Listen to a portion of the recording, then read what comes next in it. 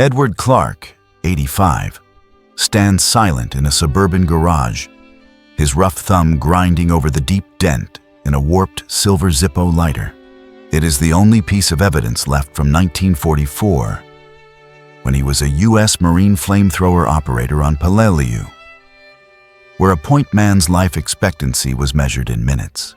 The scar on that chunk of metal is where a Japanese sniper's round was stopped, with only a thin skin of steel between it and his heart. Out of the men who lugged a 30-kilo napalm tank to face Japan's hardened tunnel systems, damn few lived long enough to come home and grow old like this. Edward doesn't smoke, but he still keeps the habit of snapping it open and striking it, watching the flame flare and die, reminding himself he's one of the rare bastards who walked out of the grave. Late afternoon sunlight slants through the window, making the floating sawdust look like ash and gun smoke drifting down from the pitch-black sky of that tropical island long ago. Edward raises a compressed air nozzle, his hand clamping down on the trigger in the same rigid posture he once used on an M2 flamethrower at the mouth of an enemy cave. A cold, razor-sharp hiss shrieks out, like a fuel line crushed under maximum pressure. That sound hurls him back into the fight, wiping out the scent of wood and replacing it with raw gasoline punching into his lungs. In that moment, he doesn't hear the garage anymore. Only death stalking from the dark caves of Peleliu, the place he never truly left, even though the war ended nearly 80 years ago. September 1944. Operation Stalemate 2 put the 1st Marine Division ashore on Peleliu, a coral island sharp as a razor. The brass said it would fall in 3 days. It took 2 months, and it turned into a bloodbath. Edward Clark was 19. He had the strongest build of his young life, and that strength made him the obvious choice for the platoon's deadliest job, M2 flamethrower gunner. The rig rode his shoulders as 2 fuel tanks and a pressure cylinder, more than 32 kilos in total. Every step across the coral rock was punishment. Years later, Edward would admit that what haunted him wasn't the gunfire.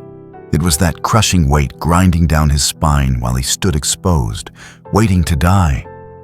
His mission was simple and brutal: carry fire to the door of reinforced limestone caves and burn out whatever was hiding inside. That made him a walking time bomb. One sniper's round into the fuel tanks, and Edward would explode, taking himself and anyone within 10 meters with him. Because of that death sentence, Edward was never allowed to move alone. Thomas "Tom" Miller, a quiet rifleman from Texas, stayed tight on his hip like a shadow. Tom called himself the Dragon's Keeper. His job was simple: use his M1 Garand to drop anything that dared aim at the big gas tanks riding on the back of the platoon's kid brother. In the suffocating 40-degree heat, sweat poured down Edward's face and fogged his goggles. He couldn't spare a hand to wipe it away. Both hands had to stay locked on the flamethrower. When it got bad, Tom would crawl in close and wipe Edward's forehead with his own handkerchief, a small act of care that felt out of place amid the slaughter. Tom cracked jokes to bleed off the pressure. He'd slap the scorching tank on Edward's back and say, easy and relaxed, "Don't worry, kid, I ain't protecting you. I'm just babysitting the squad's lighter. Lose the flame, and tonight we all go hungry." Their bond didn't need explaining. Edward was the destructive firepower. Tom was the living shield that kept that firepower breathing. They moved like one body.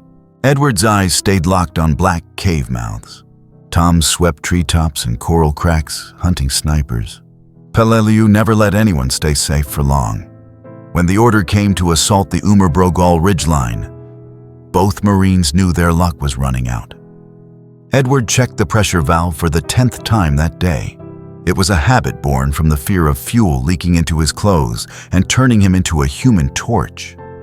Tom sat beside him, quietly cleaning his rifle, making sure not a single grain of coral sand could jam the next fatal round. They split a rock-hard ration, chewing in silence, tasting nothing but sweat. Edward cinched his shoulder straps tighter. The twin tanks felt like they wanted to crush the collarbones of a 19-year-old. But folding wasn't an option. Tom stood, tapped Edward's helmet, and gave a simple signal. The Dragon's keeper was ready to walk with him into the kill zone. Edward's platoon moved toward the Brogal ridgeline, a jagged spine of rock that dominated the island's center. The range rose ahead of them like the bleached bones of a massive beast. Beneath that stone, hundreds of limestone caves had been turned into hardened bunkers, linked by tunnels hidden from outside view. To Edward, it meant one thing. The climb was about to get slow, close, and lethal. Enemy Nambu machine gun fire echoed out of the caves, bouncing off rock like feral laughter. Bullets ripped the air apart and shredded the charred palm trunks still standing along the ridge. Edward panted as he climbed, the 32-kilo tank harness rubbing his bony shoulders raw. His ears rang from the blasts, but he still caught Tom's shout right beside him. 2 o'clock, that black hole, burn it now, Edward. They closed on a large cave that was pouring fire into the slope and pinning down an entire company. Edward knew the moment had come for the dragon on his back to speak. Tom mashed the trigger on his M1 Garand, firing without pause. He stitched a curtain of lead across the cave mouth, forcing enemy heads down long enough for Edward to crawl forward along the knife-sharp coral rock. Edward squeezed the flamethrower trigger. A jet of burning liquid blasted out, arcing clean into the cave mouth and getting sucked deep inside by the pressure. Orange-red napalm swallowed the darkness. Then came the screaming, twisted, wrecked, stripped of anything that sounded human. The stench hit him at once. Burned flesh, raw gasoline, and gunpowder glued themselves to his throat. The second he let off the trigger, Edward doubled over and puked. Years later, he would say that was the flamethrower man's real price. He didn't kill from a distance. He had to watch. He had to smell it. Out of the fire, a burning figure burst forward, sword in hand, charging straight at him like something clawing its way out of hell. Edward froze. Terror locked his body in place. The weight of the rig pinned him where he stood, his 19-year-old legs unable to step back even once. A rifle cracked. Tom's round punched through the enemy's chest, dropping the burning body inches from Edward's boots. Tom lunged in, dragging Edward away from the smoking corpse. His mud-smeared hands slapped Edward's face hard as he shouted him back into himself. "Breathe, kid. He's dead. Look at me. He's dead." That night, curled into a cramped fighting hole, Tom pulled out the Zippo again. The small flame pushed back the ghosts of the day's slaughter. Just enough. Using the tip of his dagger, Tom scratched his name into the lighter's case.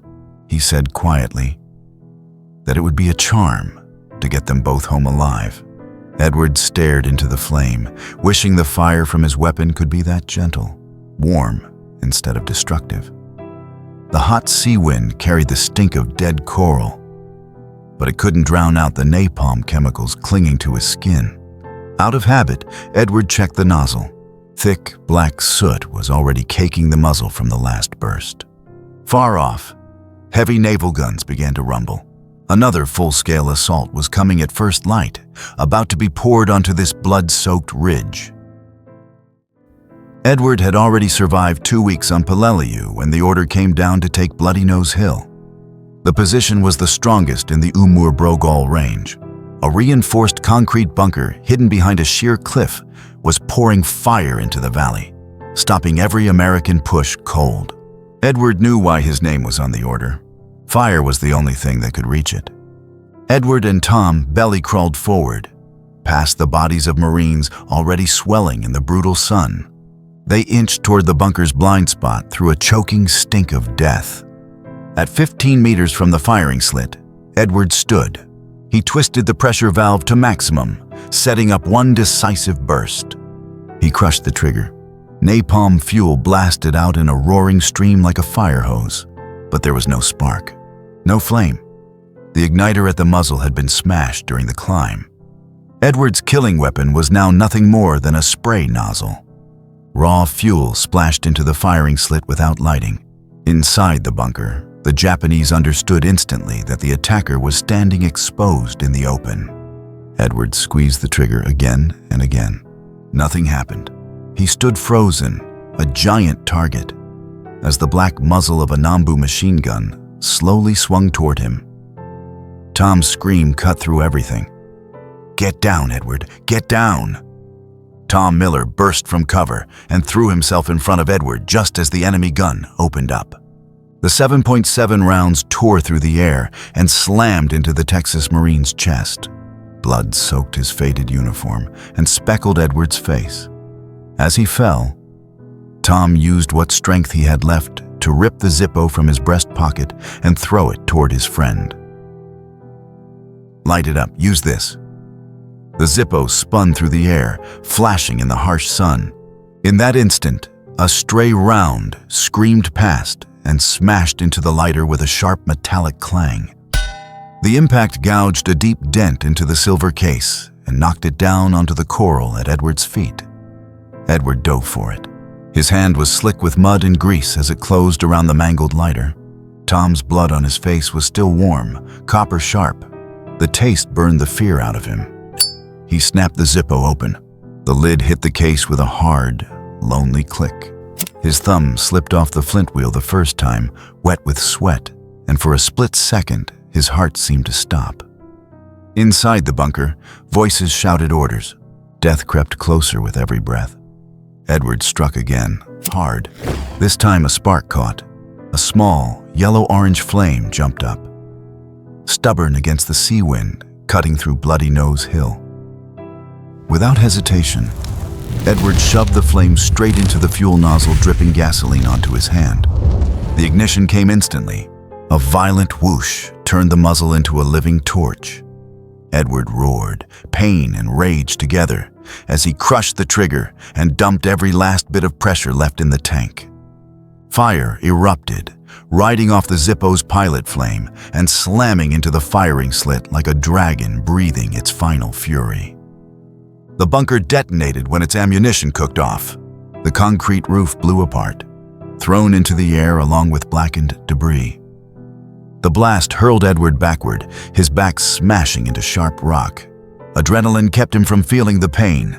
Thick black smoke boiled upward, blotting out the blue sky and turning bright Pacific noon into a grim twilight.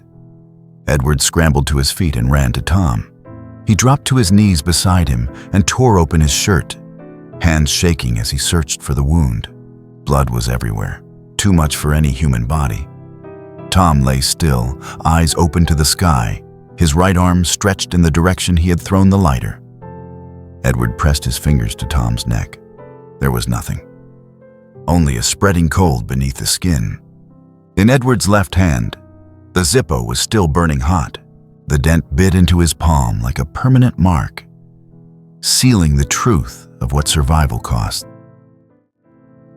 Black smoke continued to roll up from the shattered bunker. But to Edward, it felt like the noise of the battlefield had been pulled into a black hole inside his head. Everything else went quiet.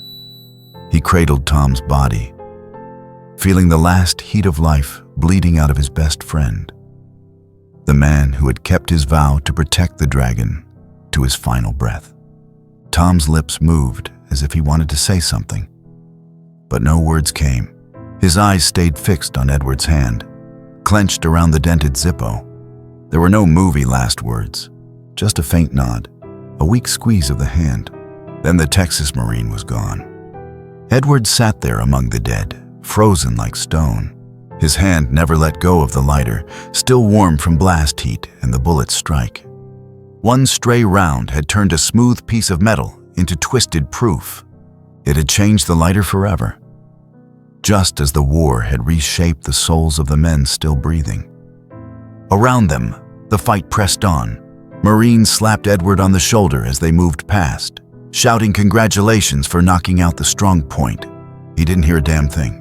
His eyes stayed locked on the faded silver dent in his palm. The truth settled in all at once. that Zippo had saved his life twice in a single minute. Once with fire to clear the bunker, and once with its metal body taking the bullet meant for its owner. Edward slipped the lighter into his left breast pocket, directly over his heart. From that moment on, it would sit there like a small grave marker for Tom. He shrugged the flamethrower frame off his shoulders. His body felt light without it. Then a different weight dropped onto his chest, heavier than anything he had carried up the ridge. The sun began to set over Bloody Nose Hill, staining the sky red and washing the ground in the same color as the blood of the Marines who had fallen there. When the corpsmen ran up with a litter, Edward shook his head and waved them off. He needed one more minute alone with his brother. He picked up Tom's helmet, wiped the chalk-white coral dust from it with his sleeve, and placed it gently on Tom's chest. Edward looked around the battlefield. Craters and shattered trees looked less like terrain now, and more like wounds torn open across his own body. A call from the commander drifted in, ordering the unit to form up for a head count. It pulled Edward back into the truth that the war wasn't finished. He forced himself to stand. His legs shook, not from exhaustion, but from the weight of the life debt that had just locked onto his shoulders.